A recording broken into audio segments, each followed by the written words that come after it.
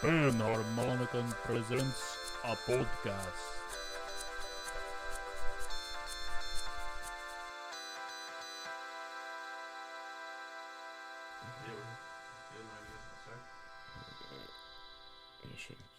Okay.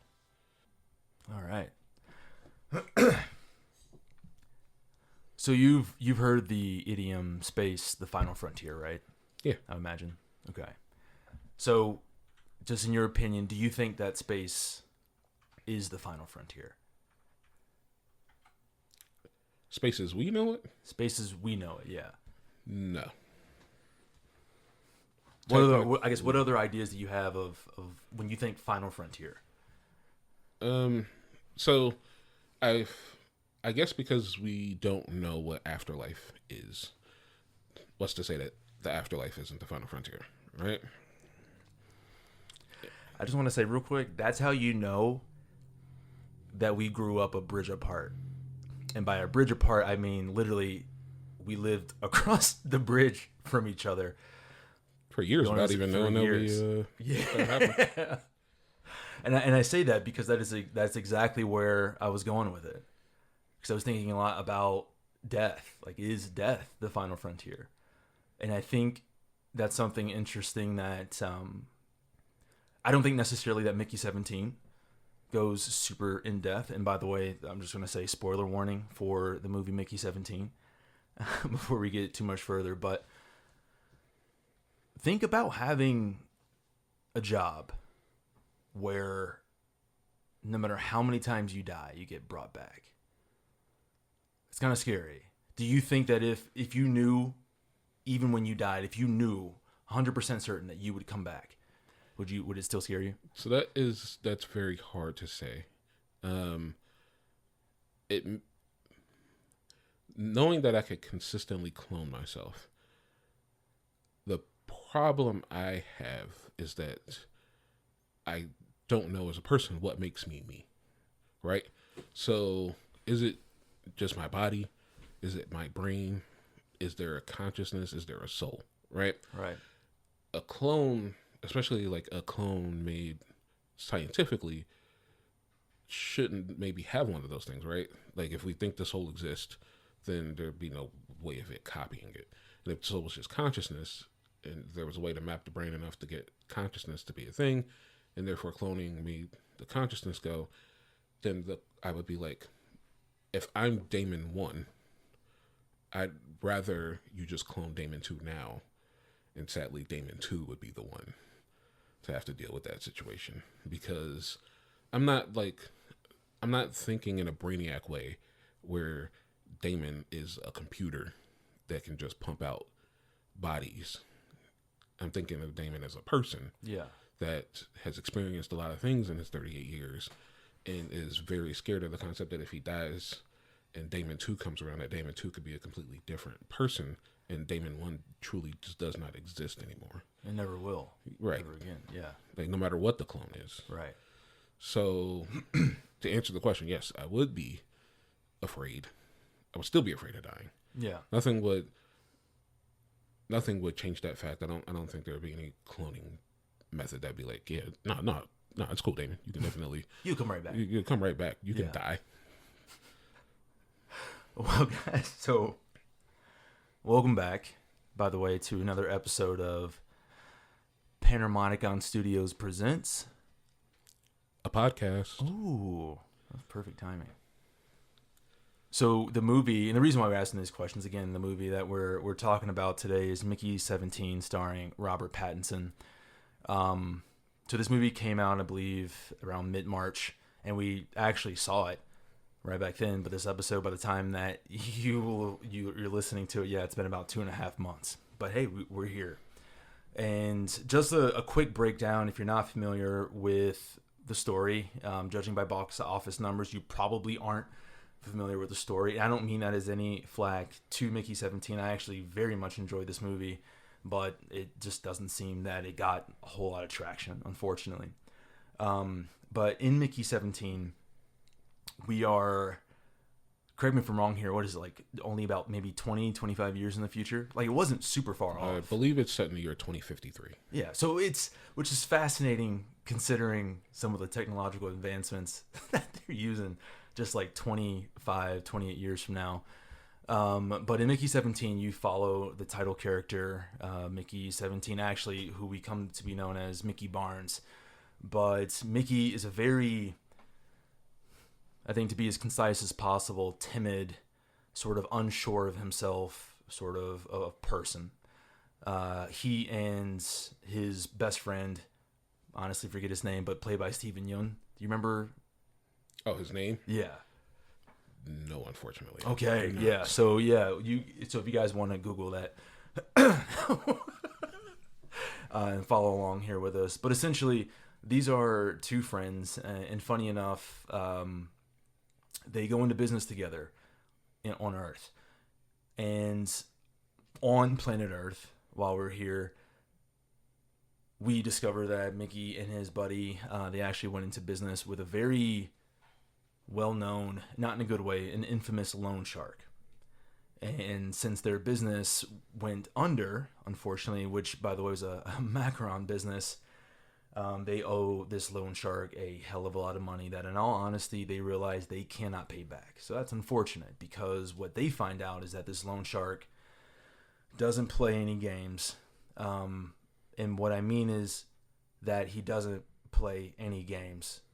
And I mean that in the most serious sense possible. There's literally a scene where, in an act of, I don't know, you want to say dominance, the loan shark captures these two and forces them to watch as he dismembers another person who had reached out for his services prior, who still had a lot of money owed on that debt. And so essentially this is a warning, right, to the buddies that you do not pay, you will get chopped up into itsy bitsy pieces. At least, actually, maybe not super small pieces. We're not talking about like ground beef pieces. We're talking more like 13 different. I do have a chainsaw, didn't he? He had a chainsaw. Actually, it was a pretty cool chainsaw. It had like two blades. A double chainsaw. Yeah. And I think he even put up a picture and he was like, I'm going to cut you into 13 parts. And he just had it. Did they do that with cows? Yeah, like a butcher block or something. Timo. Yes, Timo. Thank you so much. Also, yes. I think it's like theorized that this movie is why he didn't play Sentry in Thunderbolts. Oh no, I think it is actually. Yeah. Oh, wow. Because he had to cancel for to do another movie. Mm-hmm. And I haven't seen any other movies with Steven Yeun. No, you're actually right, because that is what it was. Because when was the writer strike? The other one that happened more recently, was that 2022 or 2023? Or is it even? I think it was 2023. No, 2022. Okay. I think yeah. Yeah, so I think with how early they cast these movies, that was already on the schedule. With the strike having pushed everything back, yeah, that would make sense, and then it overlaps. But again, like having seen the Thunderbolts, I would say that maybe it worked out for the best. But, yeah, I couldn't see him being in that role. It'd be kind of weird. Right. I do have an idea for a role for him, but I'll save that for a later episode. So back to Mickey. Back to Mickey. So after this, you have options, right? You can do either one. Well, let's say there's three options. You can pay the money back, which is unlikely. It's an exorbitant amount of money. How can you find that much money in the time allotted? You could 2, accept your fate and get chopped up into 13 pieces, which doesn't sound a whole lot of fun. Personally, I don't think it is. Or 3, you can leave, not the country, but the planet. And that is what Mickey and Timo decide to do, leading us to jump space. And what do we start to find here?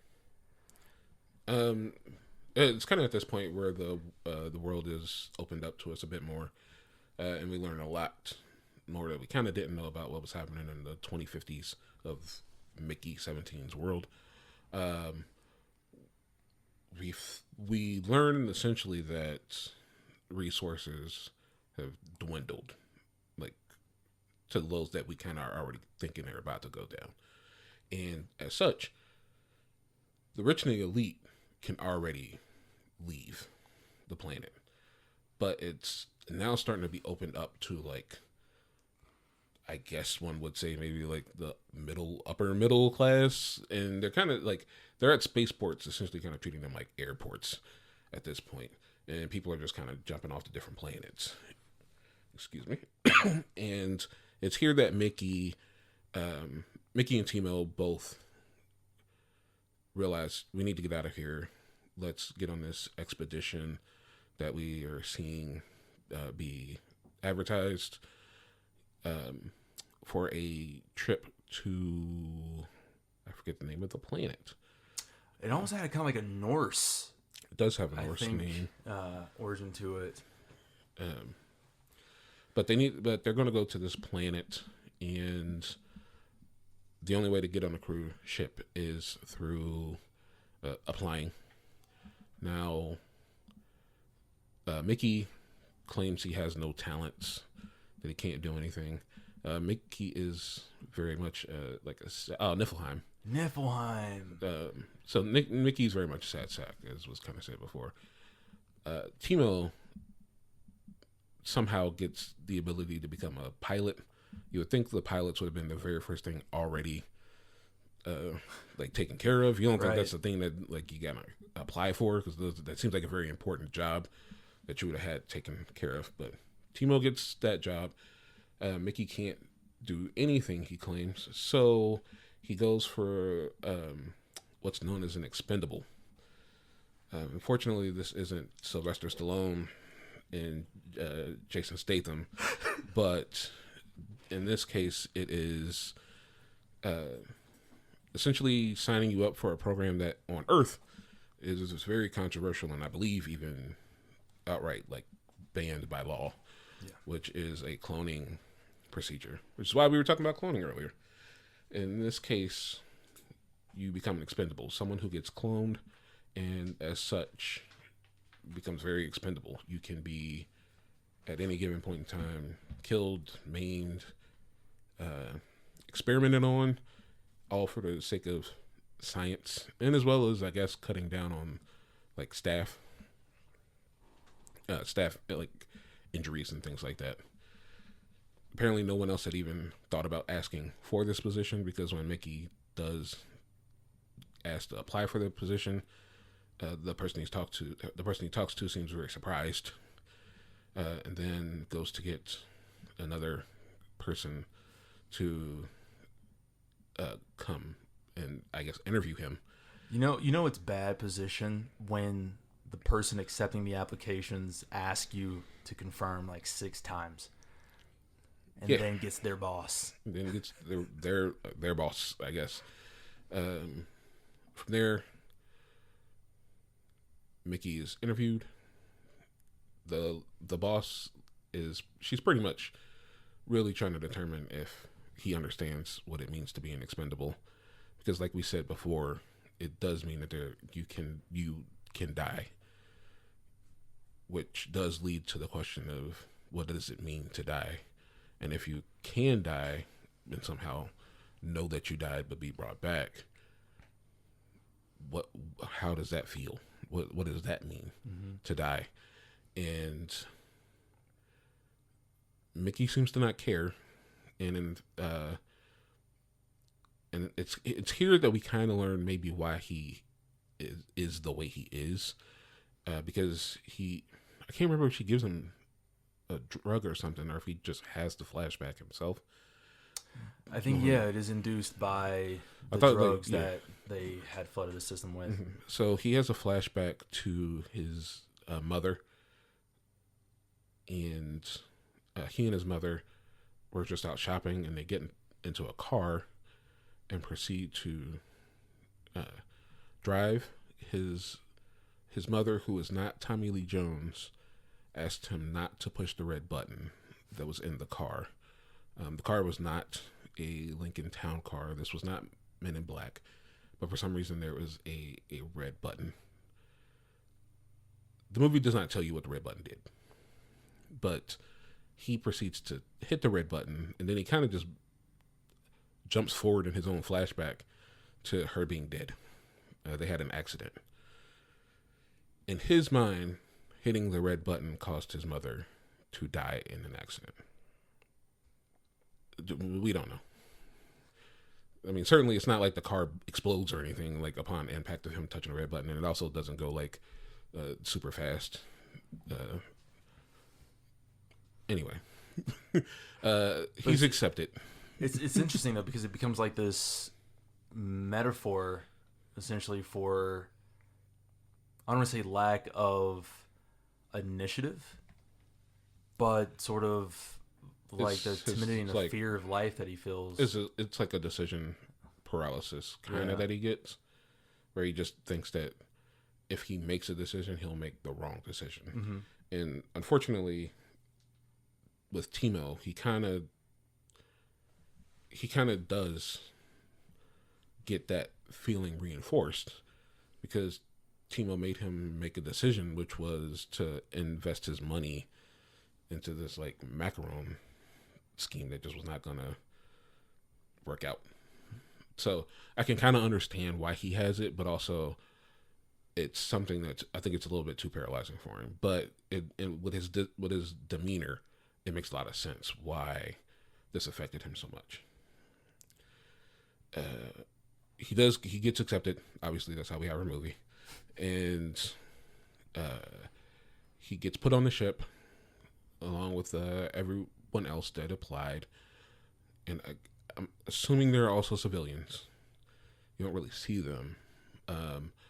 The ship and the expedition are being headed by Mark Ruffalo, playing the role of, I believe it's Kenneth Marshall. Yeah. Who, I'll just say it right now, is so clearly a Trump. If there's a word, past parody, because I don't know if pastiche is past parody, but it's so obviously an analogy to our president Donald Trump that it almost feels not needed.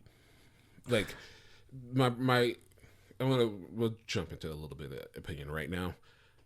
He did not need to go so overboard, and I can't tell if it's that Bong Joon-ho told Mark Ruffalo, "Hey, just you know who you're parodying," and Mark Ruffalo turned it up to 11. But either way, like I could tell he was having fun, but in my opinion, I think it did hurt it partly hurt the performance of the movie in box offices, but also it could have been done in a more stylistic way, other than here comes a big tanned buffoon who is so obsessed with fame and the perception of power but is so unintelligent to be able to actually gain true power that he's willing to do or say anything to get it. And as such, you spend most of the time just kind of watching him like, okay, and he's on screen doing Trump stuff. But needless to say, he's there, him and his wife. His wife's creepy. They either are the founders themselves or are working with a group of people who are very into anything that twice failed politician Kenneth Marshall has to say. And I would call them a cult. They don't call themselves a cult. I would call them a cult. And they all seem to be the only people on board that don't really have to work. But they are all there to back him up. They also seem to be the actual financial backers of the expedition. I'm assuming his wife is also one of them. It seems he himself is not the chief financial backer of the expedition in Niflheim. It seems everyone around him is. Which is like why that the bald guy is kind of always with him because he's the one that's relaying the group's like intent to him, and is always like mixing and matching, kind of making sure that his image matches what they want. No, that's an interesting perspective on it. I didn't see him that way. I kind of, and I guess for context, the character that he's referring to is kind of, and boy, I just wish I could have like picture perfect memory and just have a codex with all of these names of characters from movies for the past like 67 years. But reminds me of the character, whoever was the guy, the snakish, seedy, slimy dude in Lord of the Rings that was like sort of manipulating the king, whispering in his ear, and that little skeezy dude. I think he's had a role in Lost. I'll be here all day if I try to find his name, but that's kind of what it reminded me of like this person who, they in a way sort of usurp power by being a conduit kind of between the person who is, I guess, supposed to be the figurehead and the people, because he had like a very religious, or I would just even say undertones to it because it was pretty obvious, but it just kind of seemed like he was the guy who was there to act as sort of like a PR manager. But it kind of maybe goes a little bit deeper because it seemed like that character also was very deep in the religion. But yeah, it's, and I definitely wouldn't be surprised if he wasn't the head financier, but it definitely was a very sort of like cultish sense to it. But once you get on the ship and during this expedition, we get to learn a lot. And actually we get to start to see for the first time Mickey start to die, which he's essentially experimented on over and over and over again, being cloned over and over and over again. And it's a very interesting montage because every time you see him get reprinted, I feel like that's such a callous term to use for cloning a human, reprinted, as if, I broke my 3D printed coffee mug, let me just reprint another one. And it shows in the way that they actually handle that character every time he's reprinted. Sometimes they forget to put the mat out that he's supposed to be reprinted onto, so he just falls on the floor. Sometimes they trip over the wires that are supposed to be feeding all of his memories, and like you were saying, like the mapping of his consciousness back to his brain. It's so careless, but it gives you a sense of what they plan to do with Mickey and how they ultimately plan to use him for the purpose of the expedition. So that's the part I don't quite get. What's the purpose? So I understand, you've got a person who can do things that, because he's expendable, he can do things that you don't want anybody else to do, like go outside the ship to fix like a connection or something like that, or be around like incinerators, things like that you don't want someone who only has one life to deal with. But what was the purpose of constantly studying it? Every time he died, they needed to study him. But it's not like they were using that to make Mickey better each time. No, I thought that he was just a guinea pig for all of the crazy tests they wanted to do. Anytime they wanted to test like the nerve gas, for instance, that they were developing, that they were going to use as like a weapon on that planet, the Niflheim, when they got there, because he was the one they were using, trying to like refine it. I think from their perspective, they had no concern about making him a better human being. It was all just about, it almost kind of seemed that he was just the perfect guinea pig. So cruelty for the sake of just cruelty? Or well, I wouldn't say cruelty for the sake. I think to a degree, is it cruelty, or if it's just more of just like this scientific apathy? You just kind of don't care. And part of it could have been cruel. I'm not entirely sure, but I know that by the time that we get to Niflheim and some other events in the movie happen, we see that in the time that they've been on this expedition, which I think is about 4 years for them to travel from Earth to Niflheim, that they've found a way to essentially make a nerve gas, like a perfectly tailored nerve gas, which they've used Mickey to test over and over again, to kill him over and over again. And then when they get to the planet, they use him again to basically create a vaccine. Like, that's the only time that I felt like there was a purpose for it. Yeah. Because logically, how would they know the nerve gas worked? Like, they don't. Like, they tested it on a human being. They don't know the biology of anything that could be on that planet. Yeah, no, that's a fair point. So I think maybe at that point, because I see your point, because the vaccine piece would be more of a, what is the word I'm looking for? Is it utilitarianism? It's just like sacrifice one for the good of them. Like it's okay. We have this guy who's expendable. We'll basically refine this vaccine on him, and this will help to save the lives of almost virtually everyone on this planet. But yeah, in the meantime, as I was saying that, explaining that as well, I was like, well, how would they have known that was going to work on the creatures? That in itself would have to be a totally new experiment, because their physiologies could be something totally different. But yeah, that's a good point. And I guess to just put some additional context here to that, during the expedition, Mickey, again, he's killed over and over again for the sake of developing a nerve gas. By the time they get to Niflheim, he's the first person on the planet. Why would that be?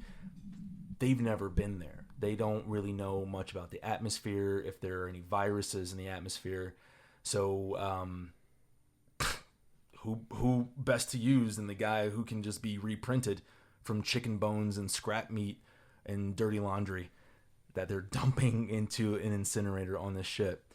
So over time, they again use him over and over again, kill him over and over again to refine and perfect a vaccine that they then administer to pretty much the entirety of the ship's crew, which will hopefully allow them to colonize this planet. But it's an alien planet with life. And that's where we're introduced to, I think, what is probably one of the most misunderstood yet disgusting looking creatures I've seen in cinema. They're strange. How would you describe it? How would you describe the aliens? Yeah. Kind of like, I would say they were reminiscent of gigantic, like, tardigrades mixed with like pill bugs. Yes. Yeah. And that there's just things about them that didn't really sit well. But here's something, a little conundrum that the beginnings of the colonizing brings here to our movie. So this ends up being a big part of the film, wherein Mickey is believed to have been killed during a cave-in on Niflheim. And once again, we see sort of like the callous nature that people treat him with, and that Timo, the friend that he fled Earth with, actually attempts to go and, I shouldn't even say attempts to go and save him, but attempts to retrieve his weapon. But Mickey is still alive. And very casually, he just asks him, what is it like to die? And what's even crazier is that he literally sits there and he expresses more excitement that his flamethrower, that his weapon is still fully intact, than the fact that Mickey has not died yet. And that is just sort of how desensitized they've come to these expendables, just being exactly what the job title says. Oh, it's okay, they'll reprint you tomorrow. And then Timo leaves. But the issue is that Mickey doesn't die. In fact, the alien creatures that we talked about being so strange looking actually help him survive through this ordeal, and Mickey actually makes it back to the ship. Issue being, they've already started the process of reprinting Mickey. So now they're at Mickey 18. And there's a Mickey 17. And guess what, people? Clones are not allowed. Clones are actually banned. And I also don't understand that.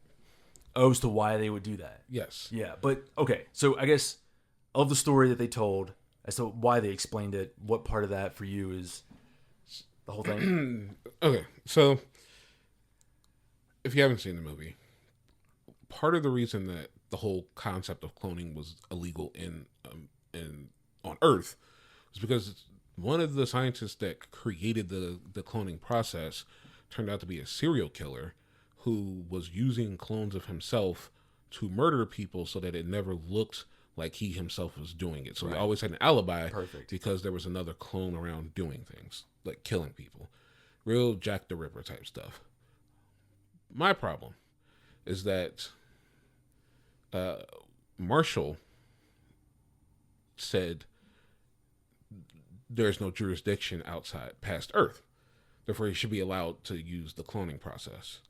And his caveat to being allowed to use the process was that he could only have one clone at a time. And they also claim, the cult says that it's like unbecoming of the higher, because I don't think they ever say God, but it's unbecoming of the higher power for there to be more than one. But he already lies a lot in the movie, so it's very weird to think that he wouldn't, because I'll tell you now, the person that he's parroting, if that man was allowed in the space with clones, he ain't doing just one clone at a time, especially once he doesn't have supervision. He would have had an army of clones. So why not just, because, and again, before we get to the point where Mickey 17 falls into the chasm, he goes out on an expedition with a few other people.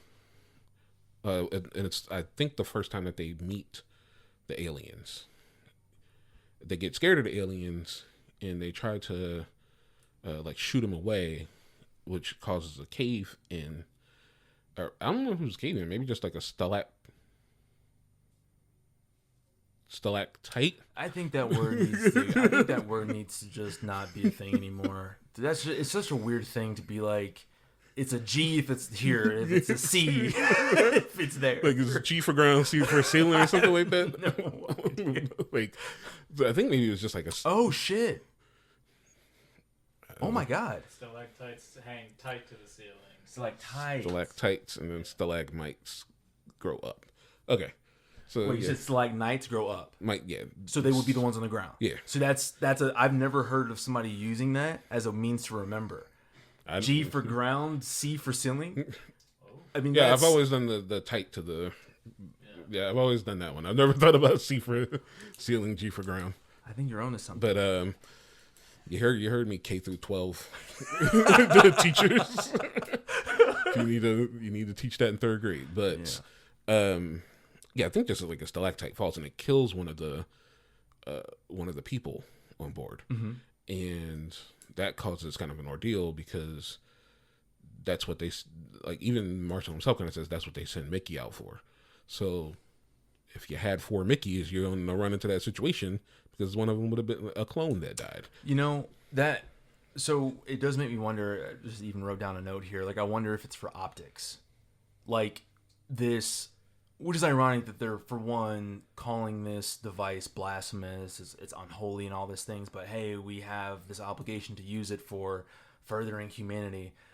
And even while on that ship, I do wonder, with everything Kenneth says and what he does, like, would that be bad optics on him and for all of the people following him if he says, oh, hey, we have to follow this rule, we can only be one, and then he goes in, and then people realize that he's got 5, 6, 7, 8 Mickeys at a time just roaming around as like squadrons on Niflheim. I mean, it's a high possibility, but I would also think that the cultists around him would be like, we don't care. Like the Mickeys are getting the job done, but it also wouldn't have led to the movie being able to be a thing if there were multiple Mickeys about. So, well, also I guess from a religious standpoint, like, because it's kind of like a religious cult, right? And I kind of took it. I mean, they were pretty racist, so I don't know if they were a religious cult or if they were just a bunch of racists. Because Marshall definitely starts to basically talk about a pure white race, like race of humanity. 100%. But it seemed like there was also some sort of monolithic. I mean, they probably grouping were. I mean, while the group is never named and it's supposedly like a new religion, it seemingly is very like based off of Christianity. It doesn't seem like it's just like a off the wall type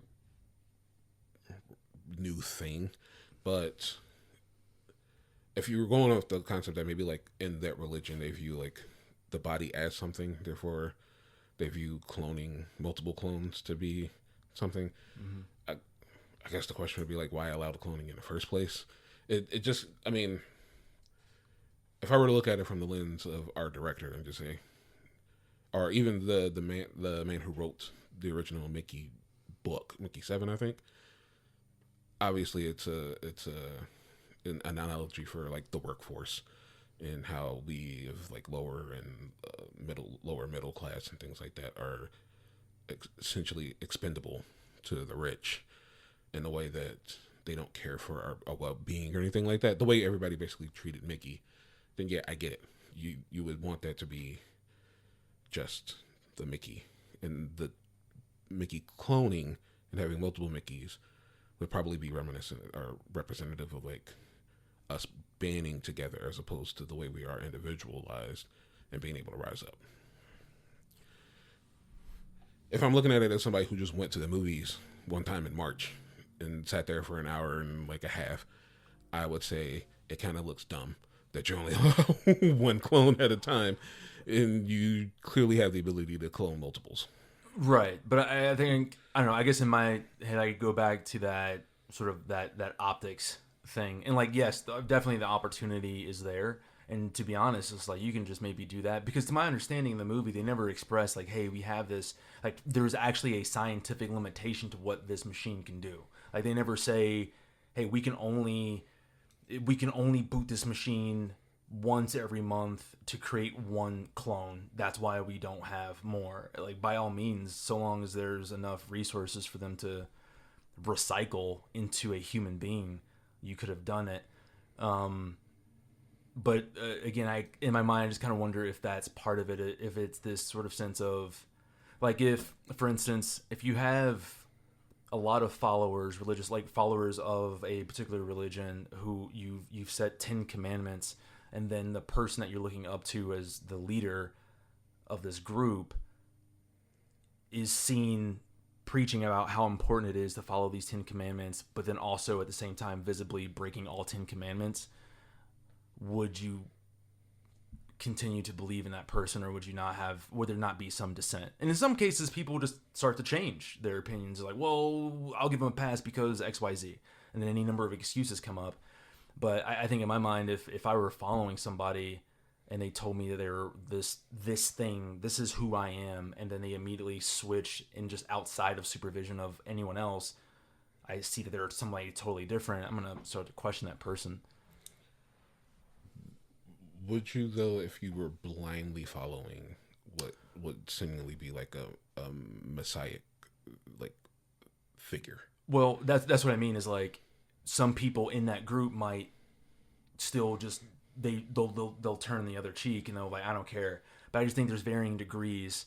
Like, can we expect that everyone in a cult of like thousands of people has the same degree of devotion to that cult that the next person has? More than likely.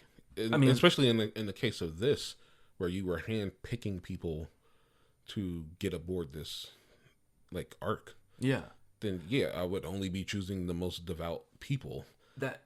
That's interesting, because I was actually just listening to so I was listening to this podcast, Rotten Mango, and she's covering the Diddy case, and something that's really interesting that I did not know, and she went in depth about, she said what people think is oftentimes when it comes to getting somebody off, it's not really the thing more important than that person's defense is the jury selection process. Mm-hmm. It's determining, it's actually, and it's not selecting the right jurors, but it's eliminating the right jurors. And so she was jurors. Why can I not juror? Okay. But basically, in making sure that you eliminate the right people, it gives you a greater shot at, being able to, depending on how you attack it, sort of manipulate that person, or influenced them to a certain decision. And they were putting them, apparently, I guess lawyers have these sort of categories. There's 3 categories that they put them into. And I know one's called poisonous. There's another one that is more, I guess for lack of a better term, it's like more obvious what their intent is. But there's another category where, and again, I forget the name. I'll have to, go back to that podcast. But there's another name they give that makes it seem like essentially it's a person who sort of infiltrates. It's they infiltrate with intent, and that the answers they provide when taking the jury selection, when like filling out the jury selection form, are often not the answers they will give when they're being cross-examined by the judge and the defense, because they have this intent of trying to like sort of like weasel themselves into the jury in order to, I don't know, be able to say they're part of a high-profile case or any number of things. And so I wonder, all that to say, I wonder if there's maybe something similar there in which you have people who maybe like Timo, for instance, because Timo makes it a board to go to Niflheim, and he didn't really seem like he's somebody that, at least leading up to this moment, would have been, but he has like the charisma to be able to sort of... Yeah.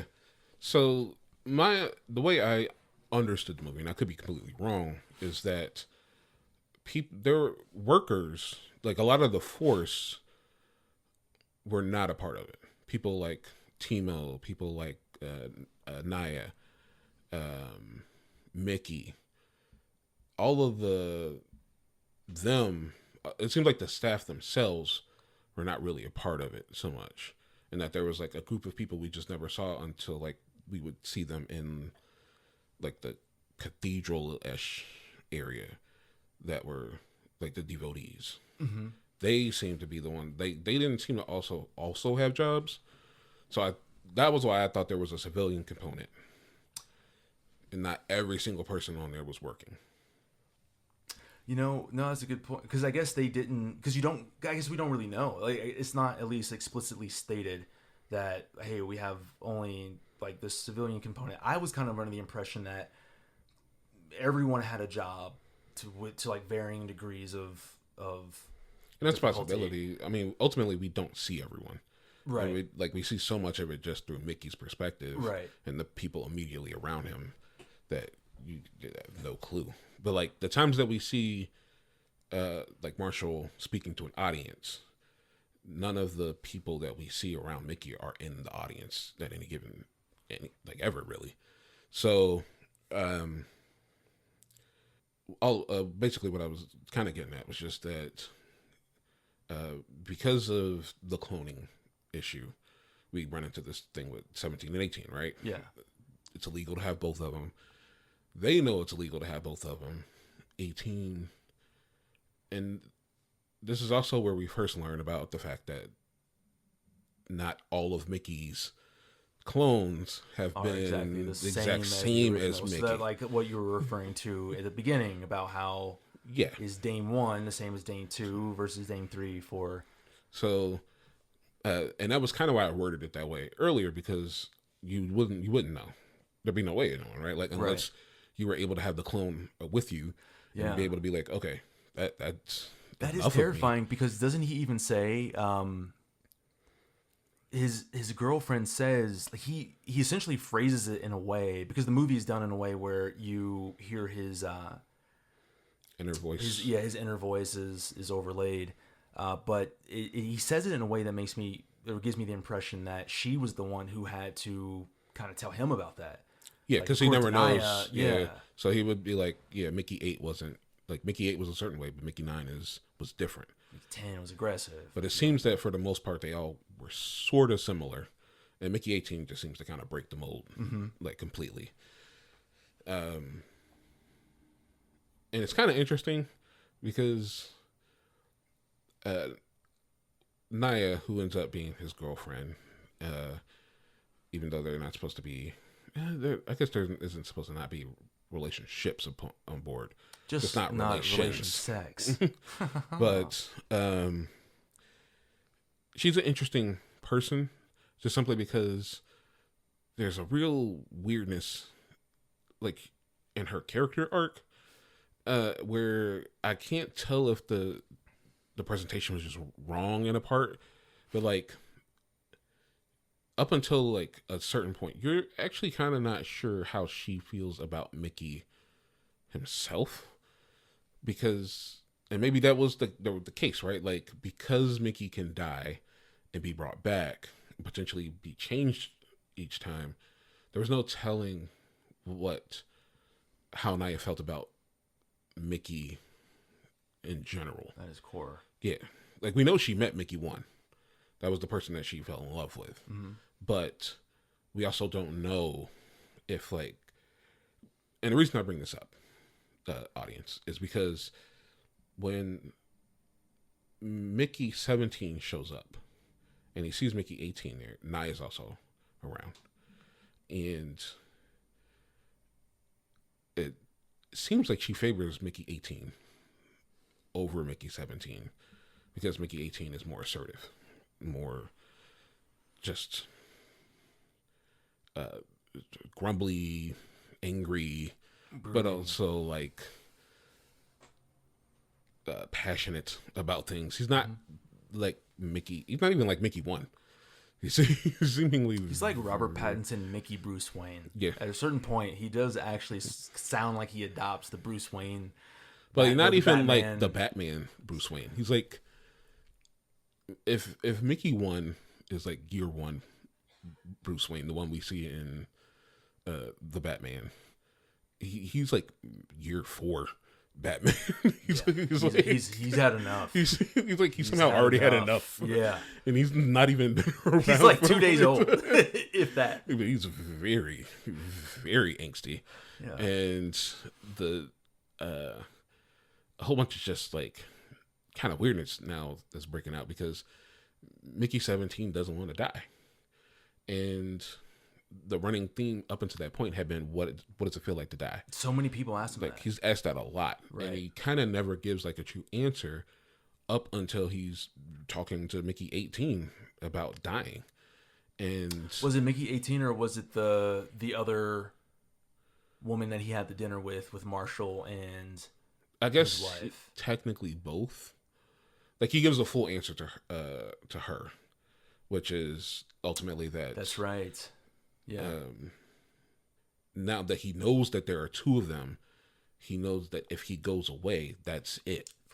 Like Mickey 17 now no longer exists, meaning that the consciousness that has been Mickey 17, those experiences, that everything is gone because Mickey 18 exists, and they only share so much information between the 2 of them.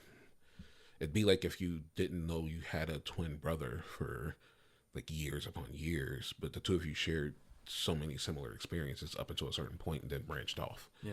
There's a different sense. There's a sense of finality to it. And he was scared of that finality. Yeah. When he was talking to Mickey 18, he expressed the want to go on, and that with Mickey 18 himself being so new, it would be better for Mickey 18 to die because he doesn't have the experiences that Mickey 17 had, which just then continues to boil into the finality thing. Yeah. So, they fight a little bit. Naya kind of just wants to have both of them at this point. Eventually, we learn that Timo is a drug dealer, and no clue where they got these drugs from. I believe it's made from the chemical they use in the flamethrower. I think there's something, which is why he was excited for the flamethrower, when his flamethrower was still intact when there was the cave in.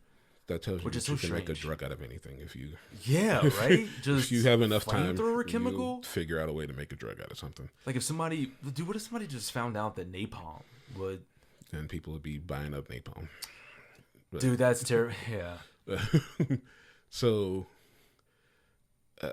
ultimately, we've talked about Timo a number of times. Timo's not a good person. He's not. Timo He's pretty much kind of uses Mickey as his like kind of whipping boy and does what he tries to basically manipulate Mickey in any way. Mm-hmm. He was doing this even before Mickey was an expendable, and he does it afterward.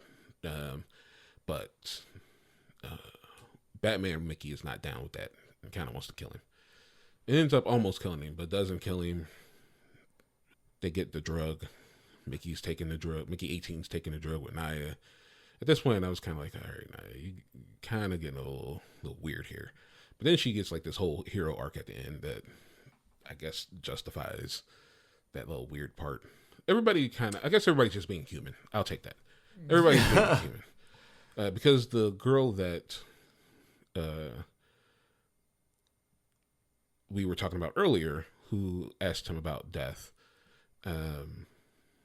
she earlier in the movie like meets Mickey and kind of, it's weird that she kind of implies that she is like attracted to Mickey, but then once they're on Niflheim, we learn that she's in a relationship with another woman, and that woman unfortunately is the one that gets killed by the stalactite. So she's kind of been in grieving for a while, but then upon learning that, I guess she's learning that Mickey is a clone, she now wants Mickey 17 and tells Naya she can have Mickey 18.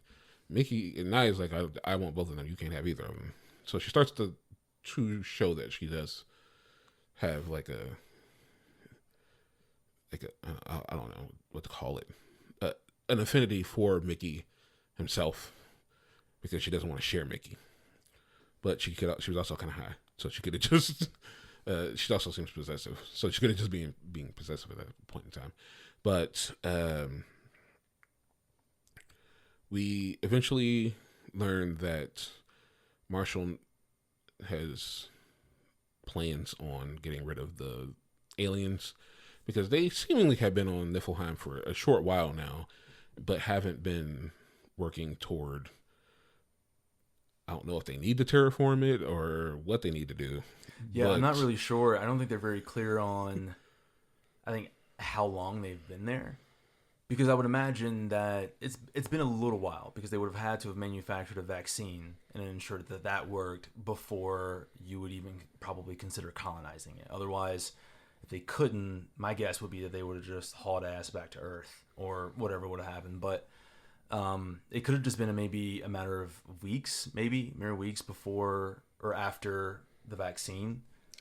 It's a possibility. Had been manufactured. Yeah, who knows? But yeah, they basically decide they need to get rid of the aliens. They get a hold of a rock that they didn't know had an alien in it.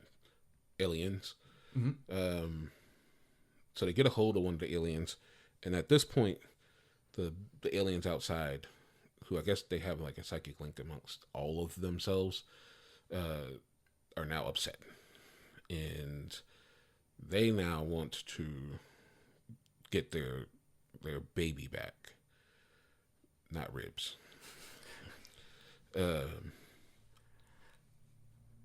Marshall doesn't know that because he's he's stupid, but also nobody would know because they can't speak the language of the, except for Mickey.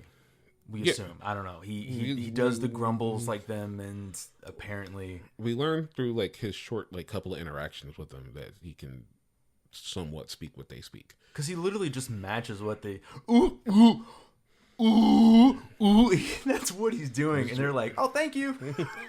So they're cool with Mickey, but not like so cool with him that they like, all right, man, you can have our baby. They want the baby back, and as such, we get the formation, the beginning, the tidings of a war about to happen, and everybody else has now also learned that there are two Mickeys, and Marshall's like, okay, we got to get rid of one of you. Actually, no, they try to get rid of both of them. Which is kind of weird because, I mean, I guess you could just then make Mickey 19 and be rid of that. Yeah. That is assuming you did not destroy the whole brick that is Mickey's mind. Because I think he was so pissed at that point. He does. He destroys the processing, so there could never be a Mickey 19. There would not be a Mickey after that. So, yeah. Yeah. Anyway, that doesn't, of course, happen. They are able to. There's been a scientist amongst the other group of scientists who's the only one that had any empathy toward Mickey, and she realizes that he can communicate with the aliens. So between the two of them, for a very short time before Mickey's taken away, she gets enough information from Mickey to develop a translator. So now they know that they want the baby, but creepy Trump Marshall wife wants the baby herself. CTMW. So she makes what she calls sauce out of things. I can't say out of what, because the first time we're introduced to her sauce, it is the most unappealing thing I've ever seen in my life, because Well, here's the thing, like, sorry, go ahead and tell the people about the sauce. I think something that's weird. So let's start here. The sauce, I'm not sure if we fully know what is in the sauce. The first time I think that we on screen see her make this sauce is she takes the tail of the baby alien, pulls it, takes a scalpel and cuts that tail off, then proceeds to cut that tail into several little pieces, kind of like a little hot dog. Like if a 5-year-old came up to you and said, "Hey, I want lunch, give me a ballpark Frank," and you said, "Well, I'll cut it up in a piece." That's what it looked like. She throws it in a ninja blender chop thing, processes it, dips her pinky finger and goes, "That's good sauce." And the funny thing is before we're even introduced, before she is, I think, even face to face with one of these creatures, she's talking about sauce. Yeah, she talks about sauce earlier in the movie before. That's not the first time. That's not the first time we saw the sauce. That's the first time you see her make it. But to my understanding, like, that was her first time making sauce out of the aliens. Yeah, that's what I'm getting at. It's like I don't know. That's why I said the sauce out of things, because we don't know. Yeah, what the sauce is. Because when Mickey and the girl are brought to like dinner, because Mickey won like a contest, she put sauce with every single quotation mark I can make onto like some mystery meat, and it just looks like somebody poured blood onto Jell-O. Yeah. And Mickey is tearing this apart, and it looks so gross. I honestly kind of wanted to throw. I wanted to throw that part, dude. bit. That meat looked so terrible, and he was the only one eating it because it was basically experimental. It was experimental. It was in the experimental stage. But that was so gross. But it was also like experimental, and like they were the scientists were putting stuff into it, because he ends up getting sick off of it. And, yeah, things like the growth hormones. Then like they end up having to Marshall wanted to kill him, but the scientists go like, "Yeah, we need to study him." That is something I do also want to say before we get to the end here is the movies. It was a lot funnier than I expected it to be, because I know we're kind of talking about like some serious subjects. We've been talking about like cults and religion and like the ethics of cloning. But you wouldn't have guessed it, like how funny the film is by the subjects I think that we're talking about. So I just wanted to throw that out there. No, it's definitely a funny movie. It's also not a bad movie. I feel like I've been talking down upon it in a way that like makes it seem like I wasn't very interested in it. But no, it was a very fun movie to watch. Very funny, lots of laughs. But to get back to it real quick. So she wants to make sauce out of the baby, and she makes sauce out of the tail, and its cry is heard by the horde outside, which makes them really start to rile up, and they start to do like death circles. No, I don't know what the circling was. We do know eventually what their actual plan against humans are. But first, they're just kind of like circling around, maybe just like making sure nobody can leave. The plan, for some reason, it still wasn't really to send Mickey to do anything.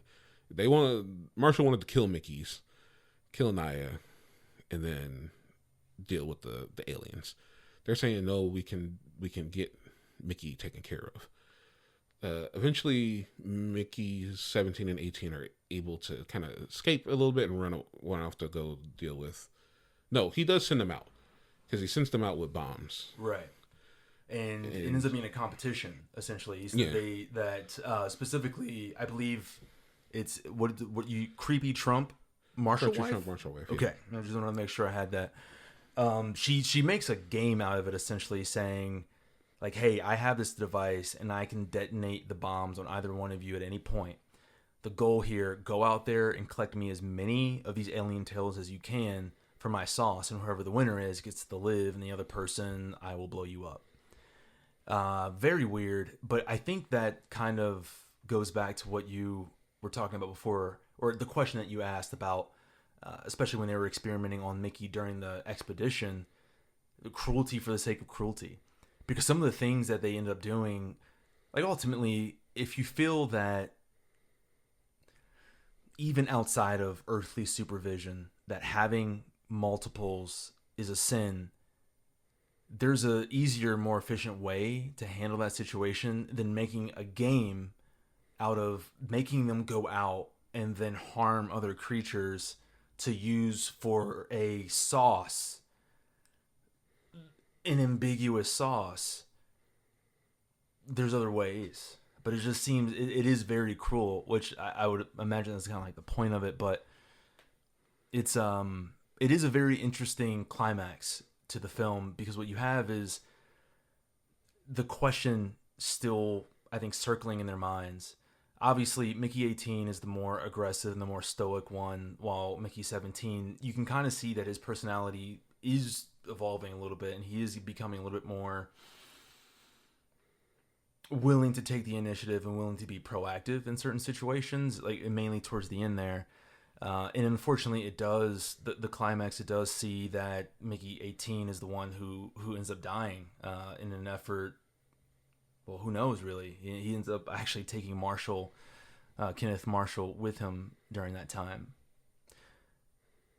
But as they get the baby back, there's a lot that's happening. There's a mutiny that's happening because there is a sect of, I believe, the ship's patrol that they're actually monitoring and recording everything that he's doing. It's like the one group of people that if you're running things, you don't want to be mutiny. Or was all the security force. Yeah. All the people who had weapons. All the people who could do something about the tyranny. The one group of people he was not watching tight enough to be able to, like, stop that. But yeah, ultimately, where the movie ends, we have Mickey 17. Mickey 17 is actually able to survive this ordeal. Tony Collette's character, creepy Trump Marshall wife, is actually taken into, I believe, their sort of version on that ship of like an insane asylum, I believe, after Marshall dies, because she just kind of loses it. Once the climax has passed, what we get is, I don't want to say like an epilogue. It's not similar to Sinners in the sense that it comes at the end of the credits, but it's just sort of the resolution to everything. And what ends up happening is Naya, what we've come to find out is that they end up colonizing the planet. And some political movements. Did they though? They were still there. Or maybe it just like went from being winter to like a more spring type. But it did, like, the weather, because Niflheim, by the way, is a very snowy, it's a snowy ice planet, essentially. It looks like that way. But after the events of the climax, it flashes forward, I think, 6 months, and it's a lot brighter. It kind of looks what I would imagine like early morning in a desert would look like. It's not particularly super warm. Sun's not fully out yet, but it is somewhat beautiful. There's some optimism to it, because I think it's a little bit more like light and bright than a lot of the tones that we've gotten in the films up until that point. But through some political activism, Naya, they're actually able to completely dismantle the multiples program, or the cloning process. So in a sort of, what is the word I'm looking for? Expressive, ceremonial gesture, they blow up the device that had been cloning Mickey 17, this entire movie. And he's no longer known as like Mickey plus some number, but he's now Mickey Barnes. And what's interesting is that we come back full circle to the image that Dame had mentioned earlier in the film, when Mickey was a kid in a car with his mom and he pushed the red button and he thinks that that red button is the whole reason why his whole life went astray, why he deserved to be punished, why he deserved to be tested on for so long, is because he pushed that red button. He did something he wasn't supposed to do, and he deserved it. And yet,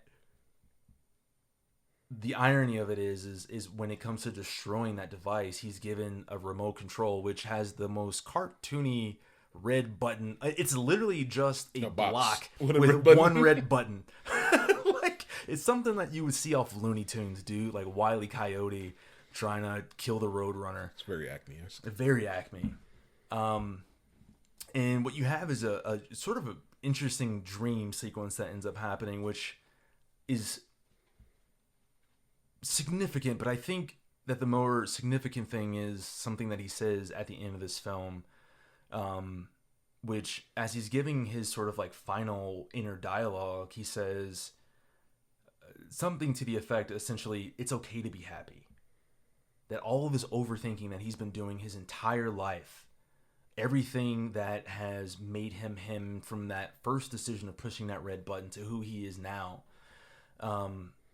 he's thought that he was only deserving of this pain. He was only deserving of having this life that was full of punishment. And that's kind of how he made it through day to day, is because he felt that he deserved it. Like this was his place in the universe. And then finally he realizes it's okay to be happy. And I think he even says something to the effect of having this sense of guilt that he gets to live on, and that all of the other Mickeys didn't have that chance. And that even by destroying this machine, there will never be a Mickey 19 or 20, 21, so on and so forth. But again, despite allowing himself to be overwhelmed with that guilt and so overcome that he becomes this hesitant, afraid to take a step in any direction type of person, he admits it's okay to be happy. And I think I smiled really big when he said that, because there was this book I read called The 6 Pillars of Self-Esteem. And I believe the author is Nathaniel Branden. I forget his occupation, but I don't know if he was like a psychotherapist or what it is, but he talked about being a college professor, and he did this test with his students. Essentially, he wanted his students to come up in front of the class and confidently say, looking at everyone in the lecture hall, confidently say, I deserve to live. And something that he talks about in the book is that he was surprised at how many students could not say that confidently. How many students got up in front of everybody and were so unsure of themselves that they couldn't say something simple as, I deserve to live. And that's wild. Because the thing is, admittedly, I would think I would feel uncomfortable to say that. You know, like to be like, and it's like, why is that bad? Why can I not say that I deserve to live? Why would that be something that any one of us, we tiptoe through life feeling that to some degree we don't deserve to be here? Because the funny thing is, not a single person on this planet had the choice to be here, right? No one absolutely could have been a disembodied spirit, gone up to two people and said, man, you know what? I think you should fuck her and make me. No one could. Slide on in. Yeah. And then I'm just going to be this soul. Let me just dip into you, baby. Wow. I want to cut this part out. But you see my point. Yeah. Is that like none of us had that opportunity. No one ever will. But again, like to be in this position where your sense of self-confidence is so low that you can't just say something that is factual. I mean, yeah, it's factual, but we also, as a human, kind of have that belief or question of, you know, what's the purpose of humanity, or what's my purpose in this world? Am I doing my purpose? Am I doing what I'm supposed to be doing? And, you know, there's also that belief that there's always more for us, right? So I think part of that has kind of to deal with like I deserve to live, because you don't know if you fulfilled or are fulfilling your purpose, because we believe that there's more to life than just living it. Ants don't feel that way. dogs don't feel that way, but we think because we have a psyche that we can think beyond just like primal thoughts, that means that there's a purpose greater than just living. And maybe the truth is that living is all we are supposed to do as humans. But Mickey being able to finally get past the belief that he didn't deserve to live because he thought he killed his mother is a big deal for him. And it allows like there to be like almost like a finality in his character growth, as going from Mickey 1 to Mickey, like going from Mickey Barnes to Mickey 1 to Mickey 17 back to Mickey Barnes. And especially because he's allowed to at least come to a little bit of more grips with it, because upon talking with Mickey 18 has a completely different thought process on the red button issue, saying that she died in a car accident. Like the red button had nothing to do with it. Right. And because that is a shared memory between the two of them, it shows that perception is very powerful. Right. Because the same person essentially had two different perspectives on the same event, just because there were two of them at that point. No, that's a good point. And it kind of goes back to other things that I think we observe in the movie is exactly that. How powerful is perception? Because even the guy who's leading Kenneth through the final climax and setting up the shot, this is what you're going to look like. This is what you need to say. This is like, you need to speak leader to leader. It's all about perception. It's all about creating a story. It's all about how his followers will see him. It doesn't matter whether there's no questions of really, I think, true morality or ethics being brought into it for those particular characters. It's just literally, how can I spin a story? So yeah, I totally feel that, dude. I think you're right. It's just the power of perception is intense. But Mickey 17. Yeah. Would you watch it again? I guess ultimately, maybe that's something that I watched it a couple times actually. But. Oh, you got to watch it multiple? I think I saw it like maybe the week after or 2 weeks after. Oh, gotcha. I saw it. I think it's about to start streaming at the end of next month, so I'm definitely gonna catch it again, because I just want to be able to see, like, just kind of delve deeper into it to see if there are things that, like, from a perspective of, it's very hard to get those things in a first just like pass, especially with like Bong Joon-ho and the way that he kind of like layers things. So I definitely want to watch it again, and I definitely will be watching it again, just because it was funny. And there haven't been too many like recent movies where I'm like, oh, I could definitely watch that complete like all the time. So I definitely enjoyed it. It was really cool.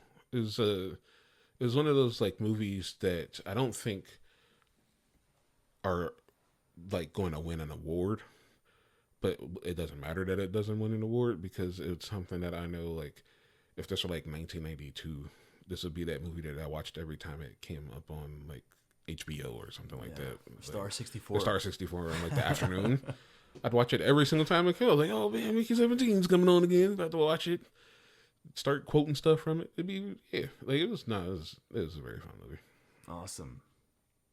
Well, folks, hopefully you all get a chance to watch this movie. There were some things, obviously, we didn't have time necessarily to touch upon, which also kind of adds a little bit more density to the story. So I definitely recommend, I think we would both recommend watching Mickey 17. Please give it a view when it's out on streaming. I don't know what streaming services it'll hit.